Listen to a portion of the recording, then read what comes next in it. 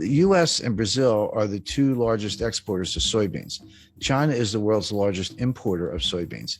China was buying all their soybeans from the United States just as a way to kind of make it up a little bit. Like, well, we got to buy the soybeans anyway. Why not buy them from the U.S. to keep the U.S.-China trade deficit under control so it doesn't become too politically toxic? Well, as soon as Trump threw on the tariffs, China retaliated by moving their soybean orders to Brazil. Stop buying U.S. soybeans. Well, that's not a phone call. I mean, you're talking about vessels, port facilities, agriculture, trucks. How do you get the soybeans to the ports? How many do you grow? Where's the fertilizer coming from? Et cetera, et cetera. And all those parties, the shippers, the cargo, the insurance companies, and so many people involved, banks, letters of credit, it's just a lot involved. They don't like short-term relationships. They say, okay, I'll do it. I want a 5-year contract. And China said, okay. So they reconfigured all those transportation lanes to get the soybeans from Brazil. All of a sudden, you're a U.S. soybean grower. You say, well, what do? Well, we started selling them to the Netherlands because the Netherlands needs soybeans too. So now instead of shipping them from like Port of LA to Ningbo and near Shanghai, we're shipping them from Port of Houston to, I don't know, France, or Marseille or someplace, or Rotterdam. So the point being, you completely scrambled all these supply chain relationships. I talked to the guy who, this is a worldwide endeavor, but he was probably the single most responsible individual for all the significant developments in the supply chain in the last 30 years. And he said to me, Jim, you have to understand, it took us 30 years to build it. We blew it up in 3 years. It's not going to come back overnight. It's going to take 10 years or more to rebuild it. And what I talk about in the book is supply chain 1.0, which is 1989 to 2019, and then supply chain 2.0, which kind of starts now, but is going to go indefinitely because it's going to take a long time to put this together.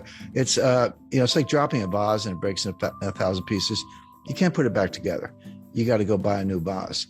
And that's what's going on with the supply chain. There will be a supply chain, there always is, but the new supply chain will look very different from what we've just come through. Because the whole 30 years of period I'm describing was built on efficiency, lower cost, lower cost, lower cost. It was kind of the Walmart model. So yeah, just-in-time inventory, everyone knows about that, but there's something called cross-stocking. That's where a truck pulls up at a warehouse and you unload it. Instead of putting the stuff in the warehouse, you move it to another truck that then goes to a destination. The stuff never goes in the warehouse. Inventories are very expensive. They're costly to finance. You got to move the stuff around. It's called picking. Pick the stuff off the shelf with your. I used to drive a forklift, so I know a little bit about it. And put it on a truck. I used to unload trucks too. So hey, I've got 7 suppliers. Why don't I cut it down to 3 and do bigger contracts with each one and get lower unit costs? I've got 5 transportation lanes. Why don't I cut that down to 2, get everything to Los Angeles and Seattle, as the case may be, et cetera. And they did it for 3, and they got costs lower, and Walmart and Amazon were the champions of this, but everyone else was doing it. But they missed something. What they missed was that while they were getting those unit costs lower for consumers, there were hidden costs, and the main hidden cost was you were creating greater frailty. This whole system was subject to a massive breakdown.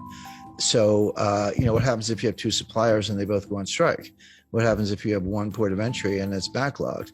What happens if you've got cross-docking in warehouses and there aren't enough trucks? There are 80,000. We need 80,000 drivers. Wish they'd hire them instead of these IRS agents. But the point being, it is breaking down all across the board. Now, can it be put back together? Yes, but the biggest difference between 2.0 and 1.0, and this goes by different names. Janet Yellen called it friendshoring, and Macron called it a constellation of nations club, if you will. So you'll still have trading partners, you'll still have outsourcing, you'll still have transportation lanes, but it'll be members only. It'll be basically democratic, kind of liberal republics, Western Europe, the EU, of course, US, Canada, Australia, New Zealand, Japan, India, I would expect to be included. Friendly nations, but China's out. We're decoupling from them. They're decoupling from us. This isn't U.S. driven. The U.S. is participating, but this is what China wants too. Both sides are decoupling as fast as they can. China can develop its own network, maybe Central Asian republics, some Southeast Asian suppliers and so forth, but they're going to lose customers. Well, most of their customers actually in the United States. We won't buy their stuff and we won't sell them our stuff, particularly high-tech stuff. So the world's going to break, and these new clubs are going to be formed, and there will be trade and there will be transportation lanes, but it'll be much more restrictive. Now, will prices be a little higher? Yes, but it'll be more secure. So the way I describe that, if you buy insurance on your house, or I buy insurance on my house, you don't want your house to burn down. You hope it doesn't. But if it does, you don't think your insurance premiums are a waste of money. Like when you write that check, you're like, that's money well spent. When you pay higher prices for consumer goods, the delta between the old price and the new price is your insurance premium for a more reliable system. And also, there's a big national security component to this. And I talk about Russia and Ukraine and China in the book. So that's all. So how the supply, what the supply chain breakdown means, chapter 1, chapter 2, what caused it, and we talked about that, and 3, where is it going, what are the constraints, and we talked about that. But then my editor, who's love working with us, she said, well, Jim, got to be a chapter on inflation. I said, of course we do. The supply chain breakdown is causing a lot of the inflation we see, and I'm going to write another chapter on deflation. And everyone's like, wait a second, why are you talking about deflation? That's coming next. People are not ready for it. I know the inflation's here. I buy gasoline. I shop in the grocery store. I get it. It's persistent. It's not transitory. I understand all that. But inflation has 2 major sources. One is the supply side, which is called cost push inflation. So that's energy price shocks, the stuff we're seeing coming out of Ukraine, fertilizer shortages, strategic metal shortages, component suppliers who can't deliver stuff to factories in Germany and they're shutting down, et cetera. The other cause is from the demand side, and that's called demand pull inflation. Basically, it's psychological. Consumers pull demand forward. They're like, hey, I was thinking of buying a refrigerator. I better buy it today because the price is going to go up in 6 months. And in the 70s, we had both. It started with cost push with the Arab oil embargo, but it ended up demand pull. I was starting my career at the time.